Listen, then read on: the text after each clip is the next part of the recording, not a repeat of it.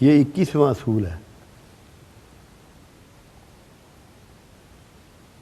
ہر فرد اپنی الہامی جستجو میں خود کفیل ہے۔ اس بارے میں ایک اصول ہے، ہم سب خدا کی صورت پر تخلیق کیے گئے تھے اور پھر بھی ہم میں سے ہر کسی کو مختلف اور منفرد بنایا گیا۔ کوئی سے دو انسان بھی ایک جیسے نہیں، کوئی دو دل ایک ہی لے پر نہیں دھڑکتے۔ اگر خدا سب کو ایک جیسا بنانا چاہتا تو بنا دیتا۔ اس لیے اختلافات کا عدم احترام اور اپنے خیالات دوسروں پر مسلط کرنا خدا کی مقدس حکمت کے عدم احترام کے برابر ہے۔ بہت ہی خوبصورت بات ہے، بہت ہی خوبصورت اصول ہے۔ یہ میں اکثر کہتا ہوں، اکثر بات کرتا ہوں۔ قرآن نے ایک بات کر کے ہمیشہ کے لیے ان چیزوں کو طے کر دیا تھا۔ اللہ کہتا ہے پروردگار عالم، اگر ہم چاہتے تو تم سب ایک ہی دین پر ہوتے۔ اگر سب ایک دین پر ہوتے، دعوت کہاں چلی جاتی؟ پیغمبر کہاں جاتے؟ جو مقابلے کی فضا پیدا ہونی تھی وہ کہاں جاتی؟ اللہ کی ورائٹی کہاں بیٹھتی؟ کبھی غور کریں آپ، یہاں یہ بات ہے اللہ کی ورائٹی کا احترام کرنا۔ مختلف بر اعظم اس نے بنائے اور ہر بر اعظم کے بسنے والوں کی، انسانوں کی اور جانوروں کے الگ الگ صفات رکھی، الگ الگ حلیے رکھے، الگ الگ طریقے رکھے۔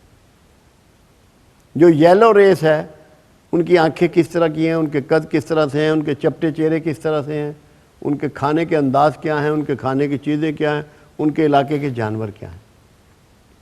وائٹ ریس ہے، ان کے طریقے، ان کے کھانے کے طریقے، ان کی خوشبوات، ان کا پانی دوسروں سے مختلف ہے۔ ہم متفرق ریس ہیں، ہم لوگوں کا ایشیا والوں کے انداز، طریقے، جسم، سائز، ساری چیزیں، کھانا پینا، ڈشز الگ ہے۔ جو بلیک ریس ہیں، جو افریقہ کے لوگ ہیں، ان میں کتنا فرق رکھا، ان کے بال کیسے ہیں، ان کی آنکھیں کیسی ہیں، ان کے قد کیسے ہیں، ان کے جسموں کی چوڑائی کیسی ہے، ان کی پیداوار کیا ہے۔ دس از اے ورائٹی آف گاڈ۔ یہ اللہ کی ورائٹی ہے۔ جو اس کا احترام نہیں کرتا وہ اللہ کا بھی احترام نہیں کرتا، کیونکہ یہ اس کی چاہت ہے، یہ اس کی پروگرامنگ ہے، یہ اس کی مرضی ہے۔ یہی بیان ہی اس نے ادیان میں بھی کیا۔ آپ کو یہ نہیں کہا کہ لوگوں کی گردنیں کاٹ دو کہ تم مسلمان کیوں نہیں ہوتے۔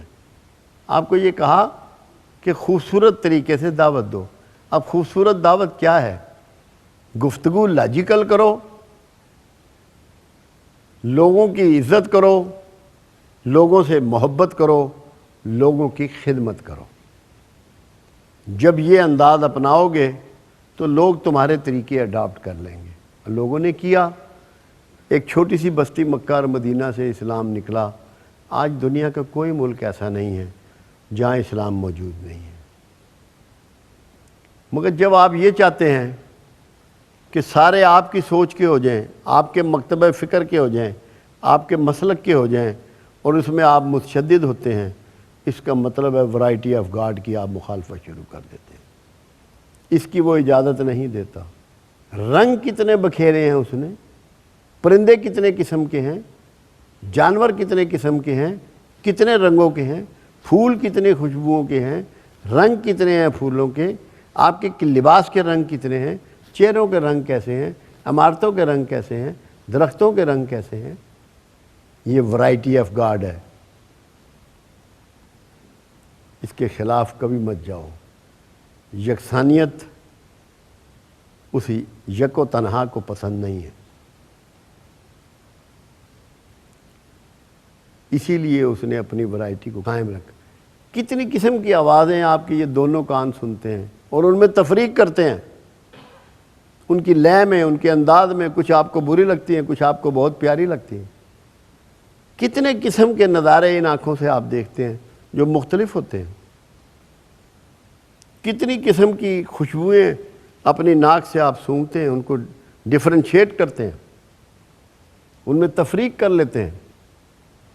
کتنی قسم کی لذتیں ہیں جو آپ کی زبان چکھتی ہے، پھیکا، نمکین، کڑوا، میٹھا، ہر ایک کو الگ شناخت کرتی ہے۔ یہ کیوں رکھا اس نے؟ تاکہ آپ اس کی ورائٹی کا احترام کرنا سیکھیں۔ جو اس کی ورائٹی کا احترام کرتا ہے وہی اللہ کا احترام کرتا ہے، وہی اللہ کو مان رہا ہے۔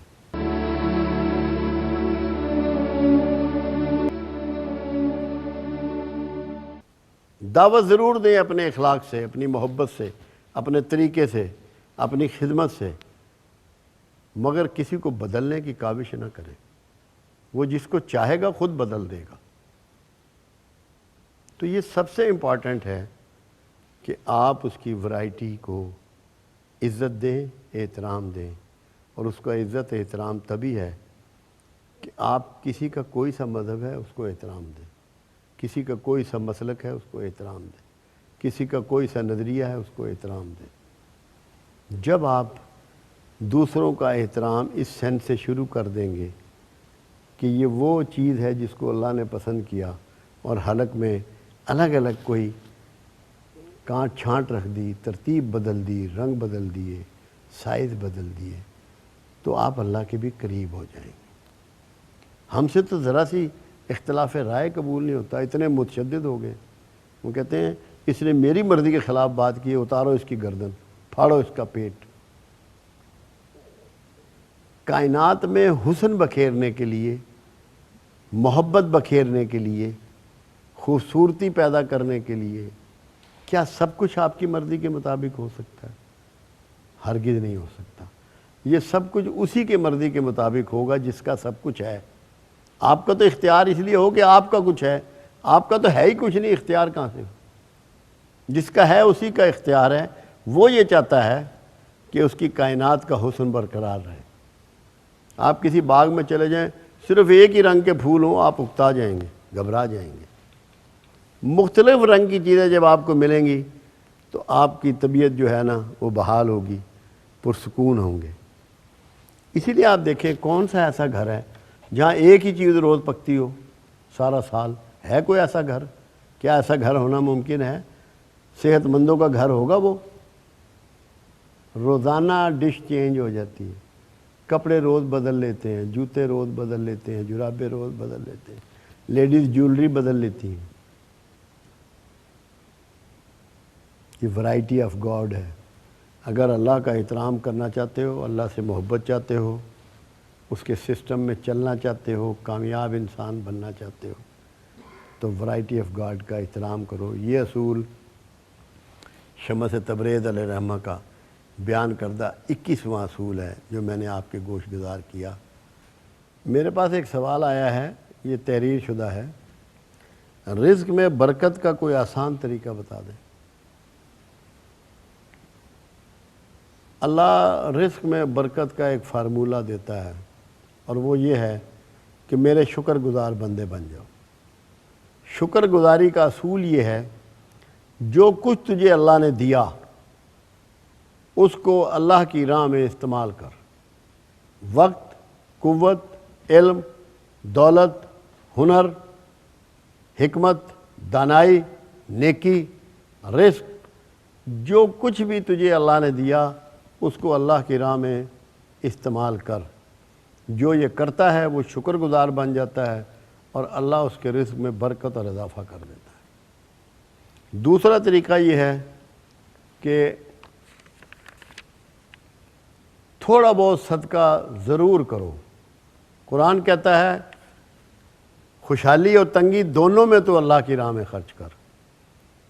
اگر ایک پیسہ آپ دے دیتے ہیں، اس کی کوئی ویلیو نہیں بظاہر، مگر آپ کے پاس وہ پیسہ ہی ہے، تو تب بھی اللہ آپ کے رزق میں برکت ڈال دے گا۔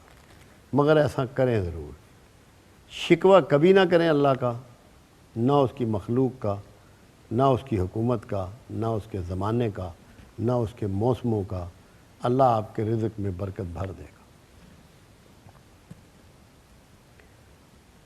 دوسرا سوال یہ آیا ہے، منفی سوچوں اور منفی لوگوں سے کیسے بچا جا سکتا ہے؟ جب آپ پازیٹیو شروع کر دیں گے، سوچیں گے بھی پازیٹیو، زبان سے بات بھی پازیٹیو کریں گے، تو منفی سوچیں اور منفی لوگ آپ کو چھوڑ دیں گے۔ آپ کو اپنے رویے کو ہر حال میں اللہ کے ساتھ جوڑ دینا ہے، امید سے وابستہ کر دینا ہے۔ قرآن جب یہ کہتا ہے کہ لا تقنطوا من رحمت اللہ، کہ میری رحمت سے کبھی مایوس نہ ہونا، تو جو اس کی رحمت سے مایوس نہیں ہوتا، مایوسیاں اور مایوس لوگ اس سے بھاگ جاتے ہیں۔ تو اس کو سیکھنا ہے کہ آپ کو اپنے اللہ سے ہمیشہ پر امید رہنا ہے، اور جتنا پر امید رہیں گے اتنا منفی لوگوں سے اور منفی سوچوں سے بھاگ جائے۔ یہ بات یہ ہے کہ آج کل ہمارا پورا معاشرہ ڈپریشن کا شکار ہے، مایوسیوں کی بات کرتا ہے، اپنے ملک کے مستقبل کی مایوسیوں کی بات کرتا ہے، اداروں کے مستقبل کی مایوسیوں کی بات کرتا ہے۔ ذرا ایک لمحے کو سوچئے، یہ ملک وجود میں آیا تھا تو کیا سامان تھا آپ کے پاس؟ کتنی گاڑیاں تھیں، کتنے گھر تھے، کتنا رزق تھا، کیا تھا، کتنے کپڑے تھے؟ اور کبھی اب موازنہ کیا کہ اب آپ کے پاس کیا ہے؟ سواری کتنی ہے، کس قسم کی ہے؟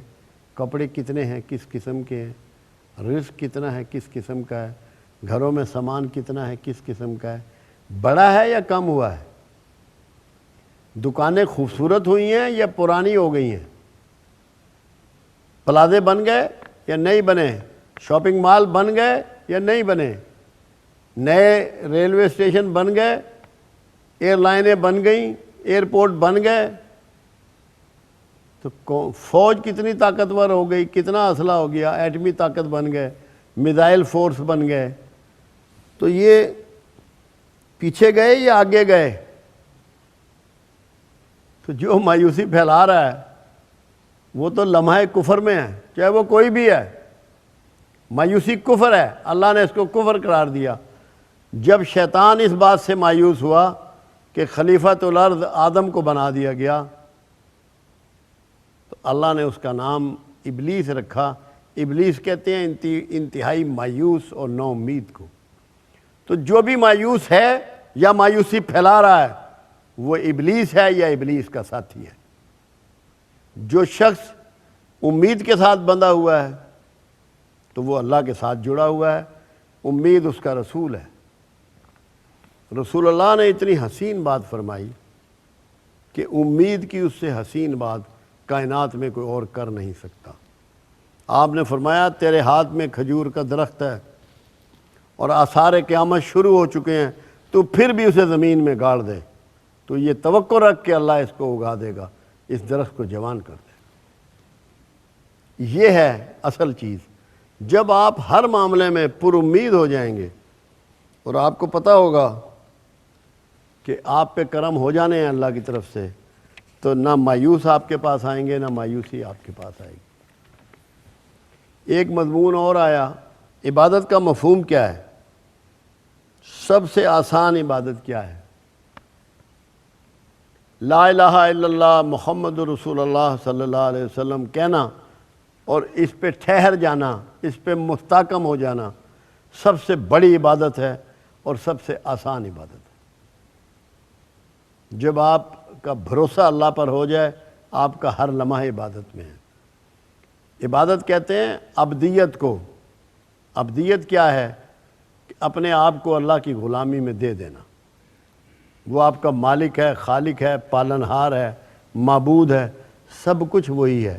جو یہ سمجھ لیتا ہے اس کا ہر لمحہ عبادت میں ہوتا ہے۔